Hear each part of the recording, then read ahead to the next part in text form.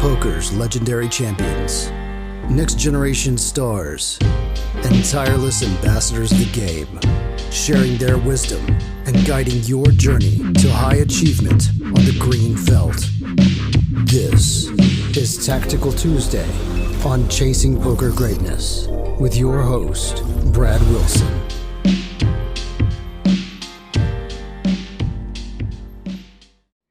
Welcome, my friend, to another episode of Tactical Tuesday here on the Chasing Poker Greatness podcast. As always, this is your host, Coach Brad, the founder of ChasingPokerGreatness.com, and I am joined once again by my co-host, Mr. Jon. How you doing, sir? How's it going? Let's get right into this because our minds right now are probably not on Tactical Tuesday and more on the launch of CPG Wolves, which is today, right? It is. It is directly following this. This is, I was thinking about this last night, that Chasing Poker Greatness, right? Like, that's the brand. This, to me, is a giant step to doing just that thing, because in the poker training space, if, you can create training methodologies that allow folks to skyrocket up the stakes, massively improve their win rates, and just, be a stronger, better poker player who's earning a living at this game over a couple of years, then that to me is a major component of poker greatness in the training space anyway. Oh, all right. So let's get through these hands so we can launch Wolves, the actual exciting stuff today. Yeah. No segue, no follow-up questions. Just, all right. Let's break down the hands. All right. So this hand starts with a, it's hard to tell whether this guy's like super aggressive or not. We only have 38 hands on him, but so far he seems like a pretty aggressive player. Maybe just like an aggro reg. Maybe he's just gotten a lot of really good hands though over these 38 hands, but he's playing 42-39 with a 22% 3-bet over 38 hands. He opens, I 3-bet queens on the button to $80, and he 4-bets to $235. We start the hand about 130 big blinds effective. I'm the effective stack. I guess we can stop here even pre-flop and maybe have a short discussion on whether you think it's better to just jam queens here, or whether you even have a 5-bet jamming range at this depth, whether you're flatting queens regardless of depth. At 100 bigs, I think it could go either way. I think we could flat or we could jam and like whatever. But I think like here I'm just flatting at this depth, realizing positional advantage. I don't really see a big benefit in jamming and sort of neutralizing our positional advantage, like just getting rid of it. Calling to me is preferable, and that's what I would do, and then just kind of go from there. I think that like queens is kind of an interesting hand that, it blocks some of their natural 4-bet hands that, we have a lot of equity against, like the ace queens. But, I think just calling and then going from there would be my preferred path. Yeah, I agree with you. I think, around like the 125, 130 big blinds effective depth is about the depth where I start flatting slightly more in position and maybe even starting to think about getting rid of my 5-bet range altogether.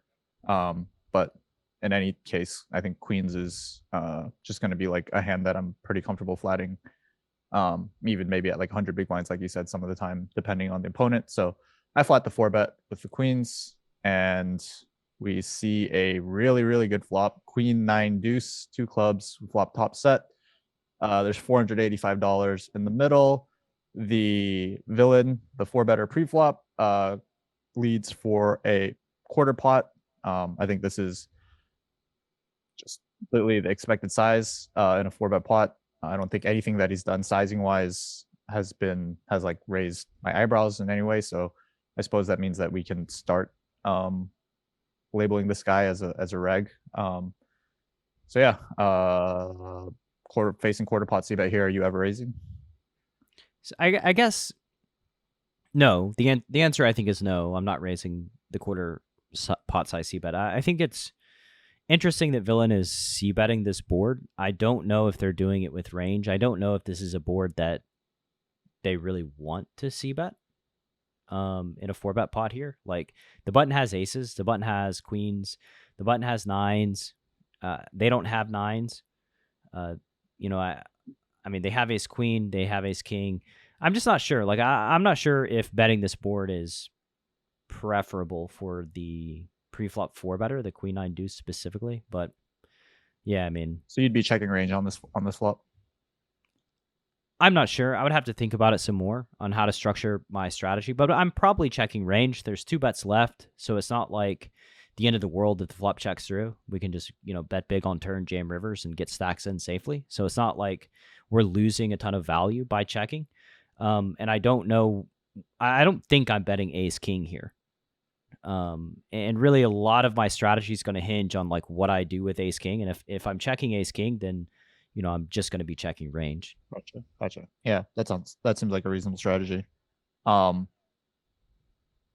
also can't think of very many situations where I'd want to raise in position facing a quarter pot. So actually, I guess like the hands that if I like was forced to have like a raising strategy would probably be built around like the queen X type hands that are technically like a little bit vulnerable and also like can get called by worse if we raise. But I don't know. That's just way too big of a tangent, I think, and not something that I actually do in real life. So I'm flatting here with my entire continuing range, which is what I go ahead and do with top set. Yeah, I don't think we should be raising top pair. Yeah. Like that just doesn't seem very good. All right. The turn is not great. It's the 10 of clubs. So the board is now queen, 9, deuce, 10 with 3 clubs. Obviously this brings in the front door flush draw. It also completes king jack, which I would expect to comprise a significant portion of the villain's 4-bet bluffing range. I think hands like ace queen offsuit, king jack suited, king 10 suited, maybe hands like ace 5 suited are going to be like the majority of this reg's 4-bet bluffing range pre-flop. So this turn definitely does complete a lot that makes his range stronger than top set. Yeah, I mean, if we counted the combos, they've got one combo of ace king of clubs, one combo of ace jack of clubs, one combo of ace 5 of clubs, and then 4 combos of the king jack, which is 7 combos that we're at right now. So like 7 combos that really beat us. I can't think of any more hands that beat us unless they 4-bet like some sort of suited connector, like 7, 8 of clubs, which would make it 8.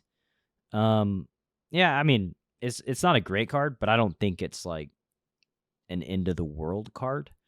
I think it's a card that strengthens our range. I mean, we are going to have more club combos than. Yeah, we also have 10s. Yeah.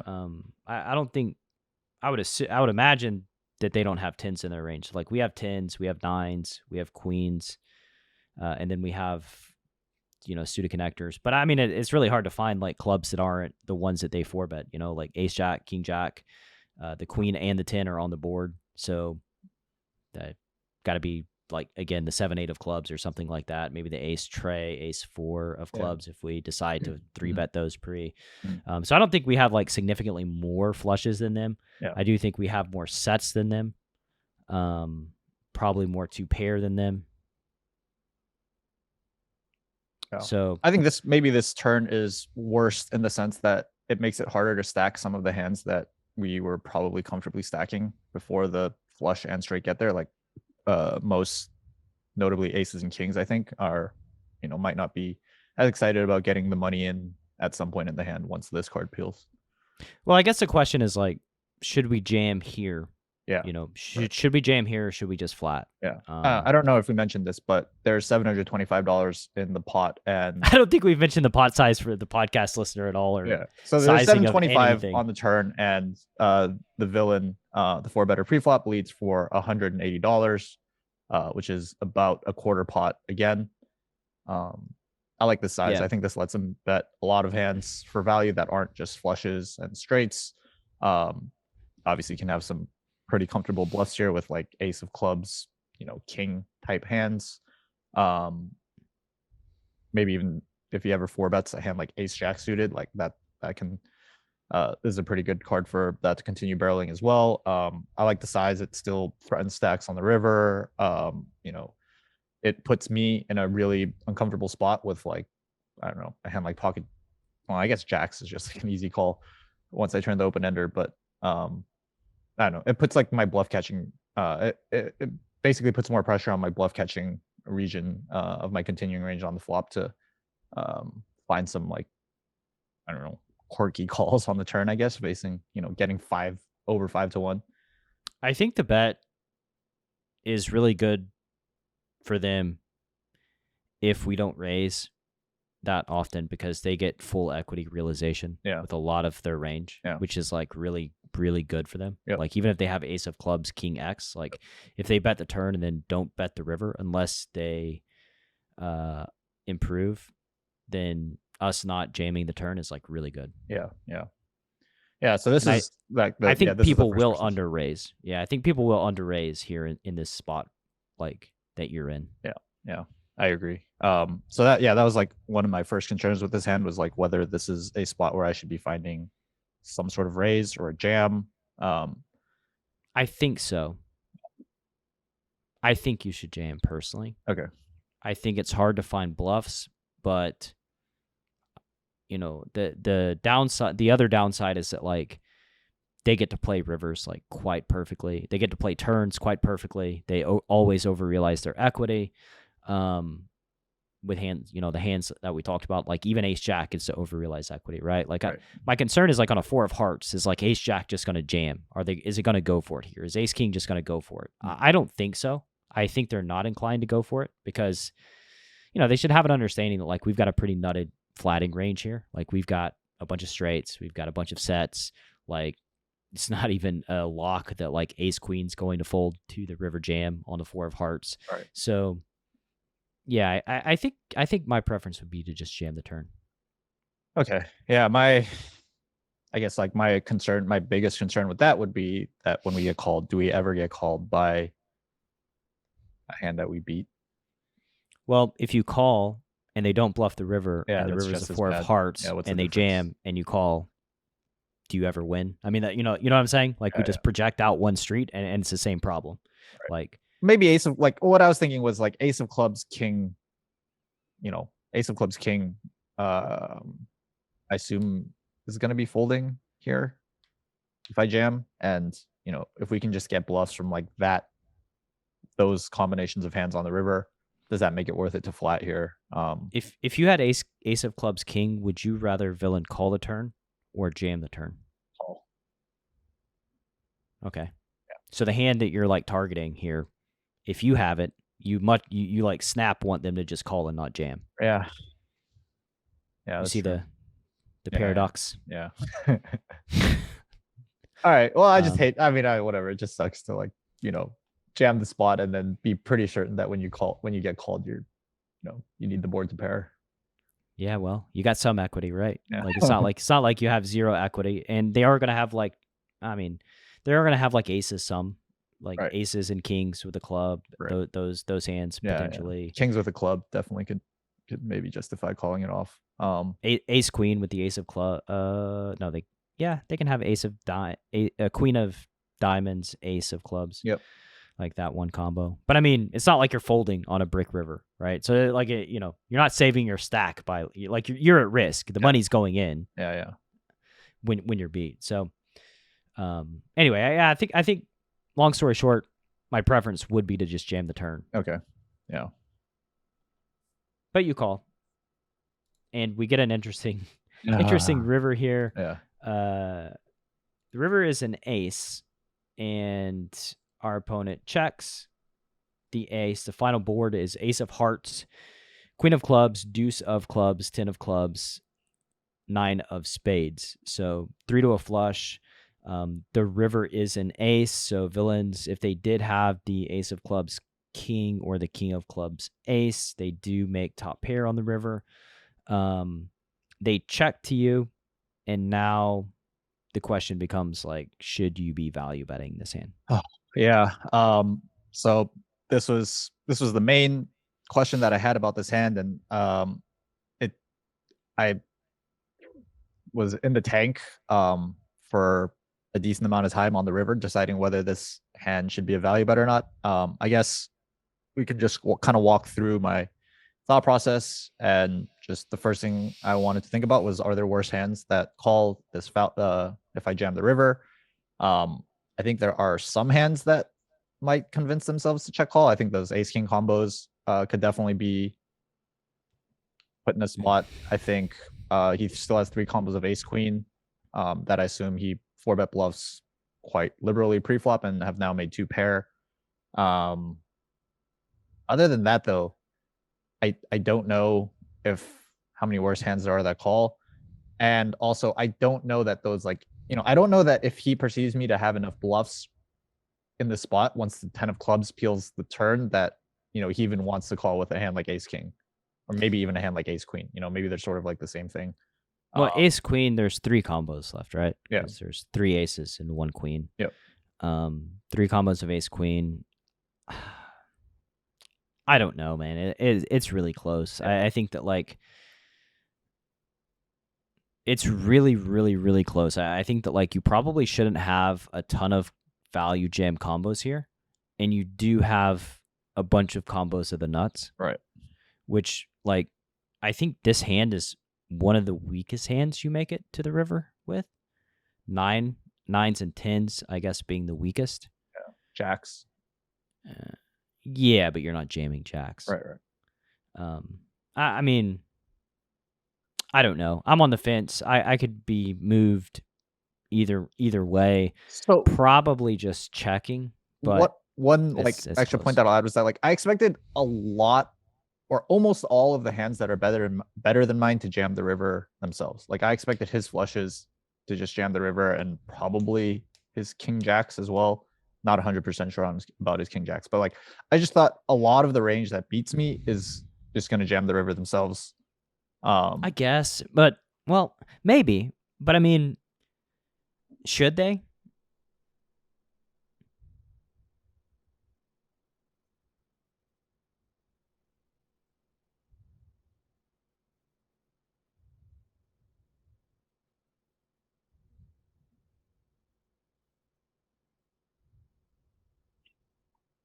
We're just gonna stare at each other now for trying to 15 think about seconds. some worse hands that I'll call with.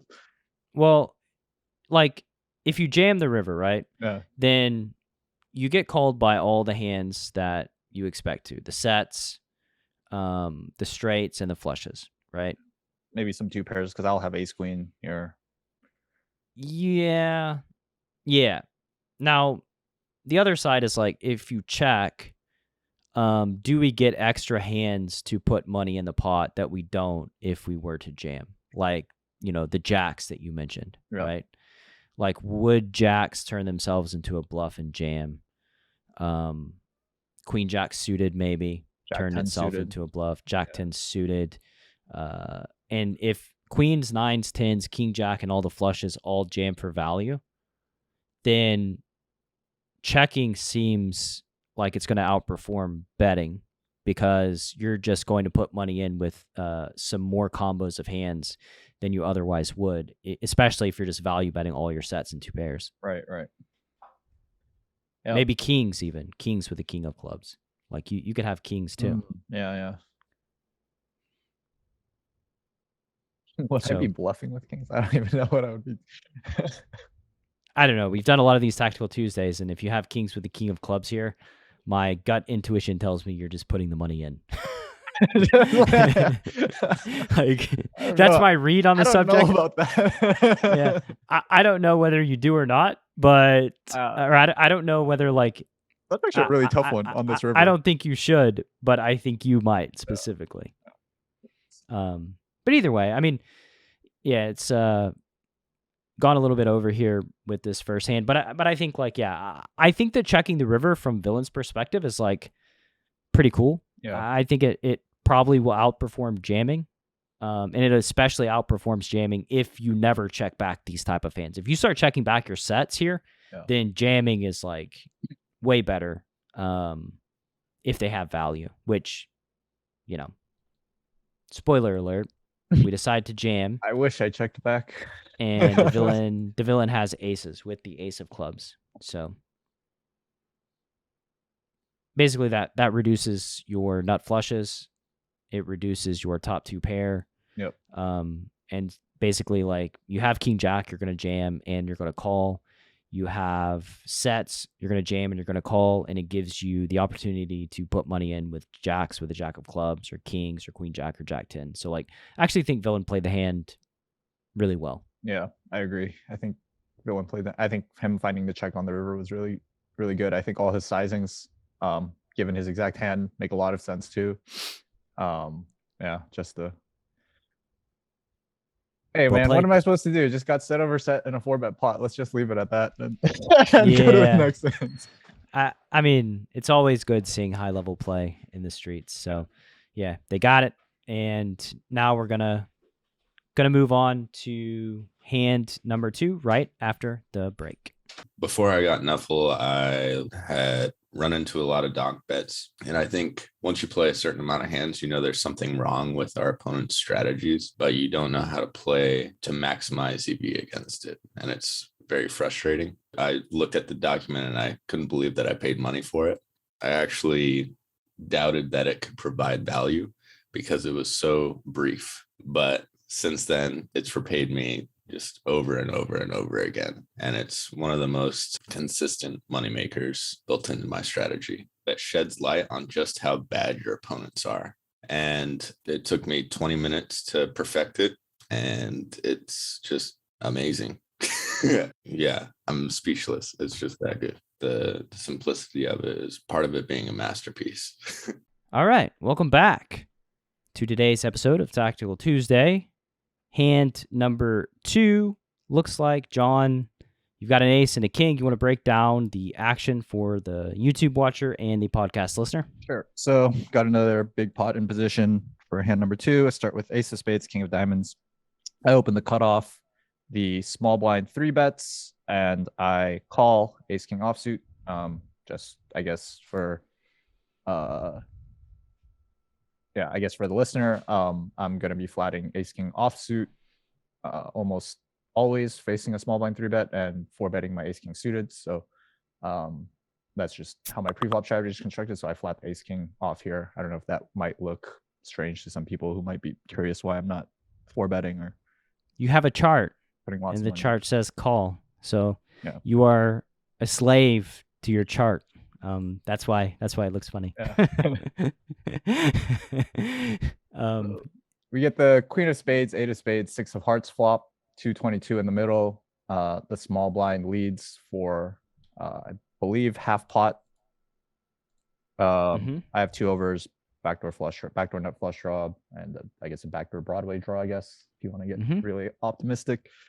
Going to be flatting here and either trying to realize my equity and maybe go for some bluffs on spade turns or spade rivers.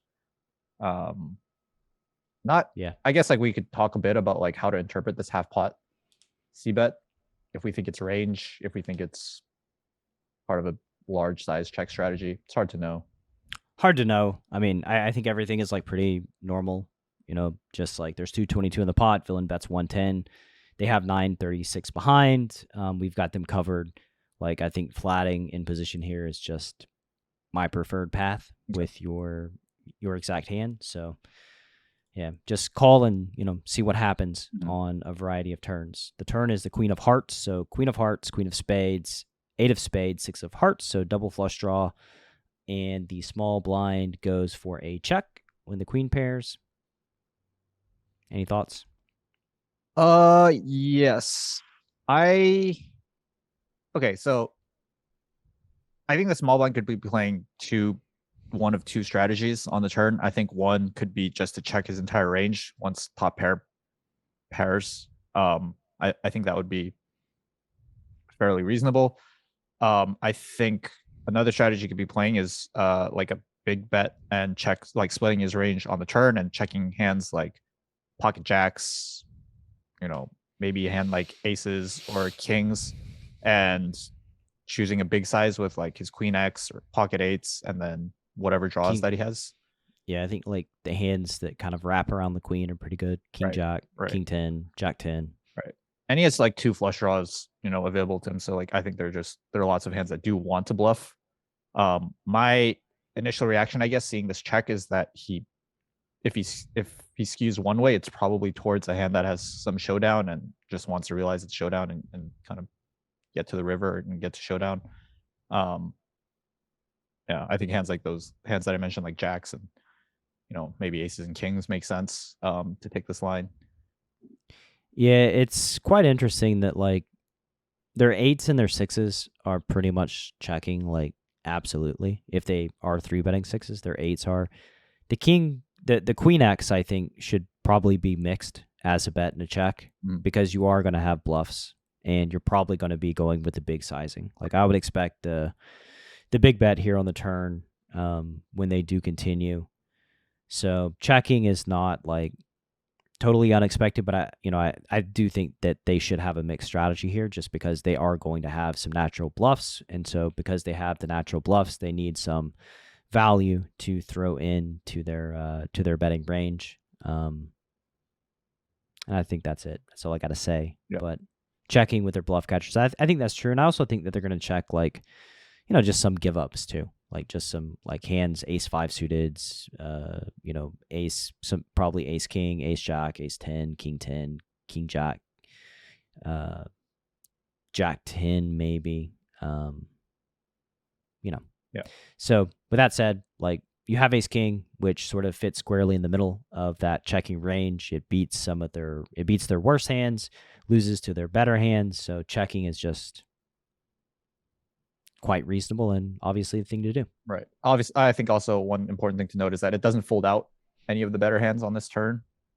Yeah, absolutely not. Bluff catchers are folding to almost any size that I would barrel on this turn, particularly with how wet the board is. Agreed. Yeah. So turn goes check, check. The river is the 3 of spades, which completes the front door flush draw and now gives me nut flush blocker on the river. I was actually okay. So I guess like one thing that I'll say is like I was a little bit disappointed with like how this hand played out and the run out. I thought that if the turn doesn't pair and then we get a spade, or if like a spade peels on the turn, like that just gives me way more avenues and like a way higher likelihood of winning the hand. And I thought like on this run out, if the small blind checks his bluff catchers, I'm just never going to be able to get even a hand like jacks to fold. Obviously, I don't expect to get like a hand like aces and kings to fold. So I thought that facing like small blind check, I would probably just give up with my ace of spades, king of diamonds. What do you think about that?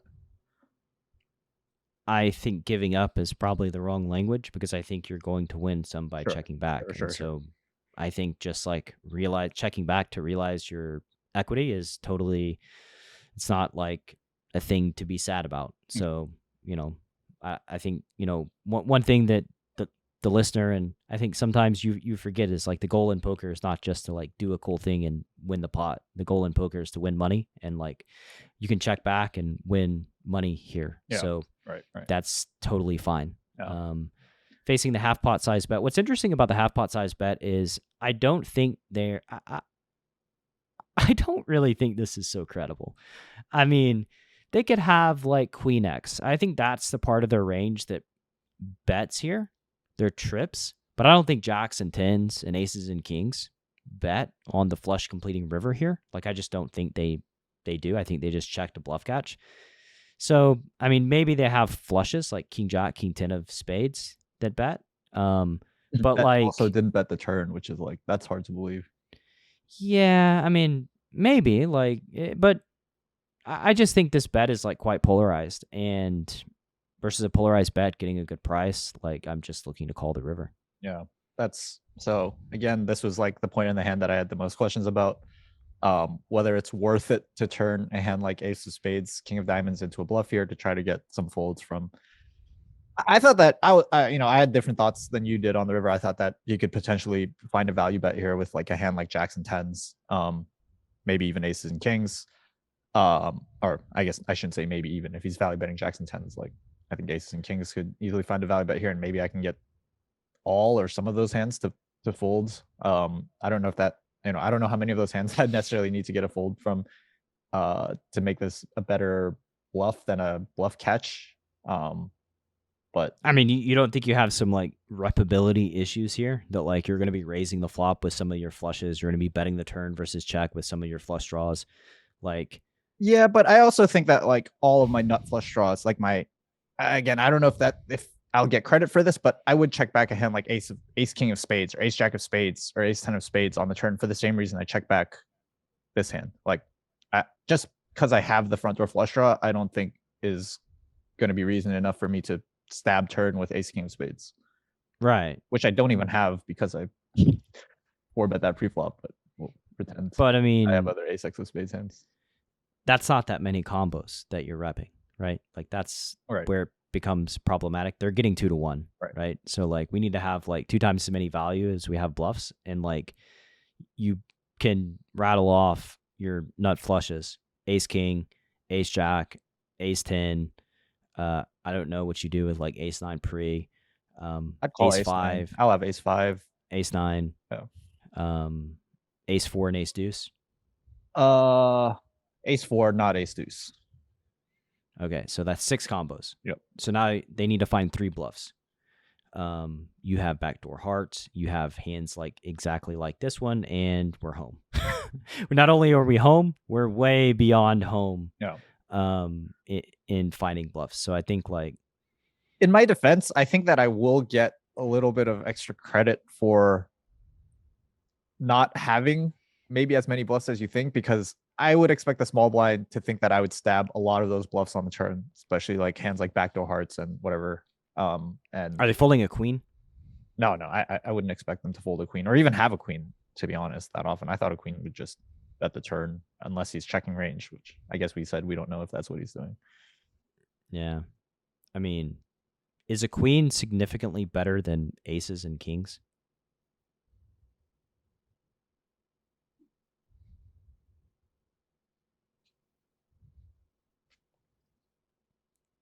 I don't.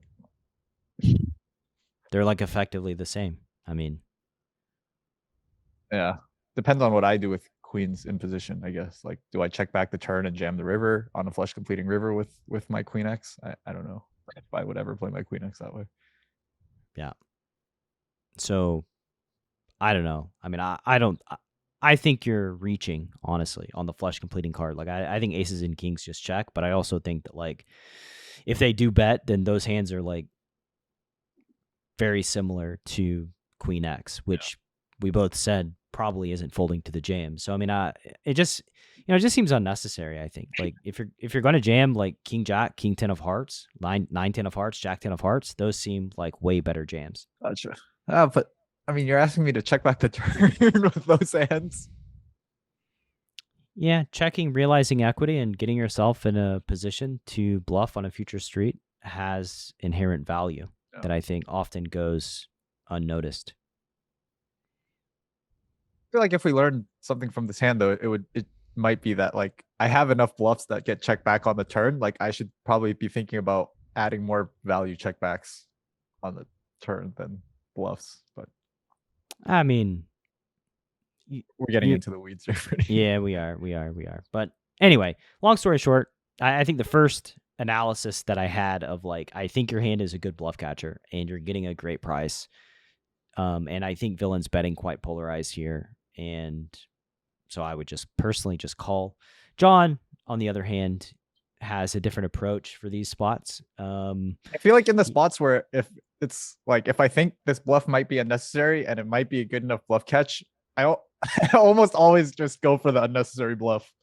Yeah, you bring a rocket launcher to the water balloon fight. Yeah. Hey kids. There's our rocket launcher and Villain folds. And what do they have? The grand reveal. An ace and a jack of different suits. So it did, we did get the fold, but they folded a worse hand, which is, taking a lot of risk there with the jam when calling likely just gets the job done. Totally fine. Yeah.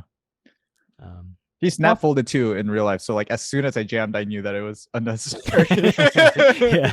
No sweat. No sweat there. Like, okay. Yeah. That was bad, dude. You didn't need to do that. Nice getting direct feedback when you have like the nut no pair. Well, cool. That's going to do it for this week's Tactical Tuesday. Excited and pumped to get into the CFP Wolf launch. Everybody, hope you had a great Thanksgiving and traveling safely for the holidays. And what will we do next week, Jon? See you next week. Thanks for listening to Chasing Poker Greatness. You can subscribe on Apple Podcasts or on your favorite podcast app. Go to chasingpokergreatness.com to get the newsletter, join the Greatness Village community, book a coaching session, or dive into the latest data-driven poker courses. Follow the show on Twitter @CPG Podcast.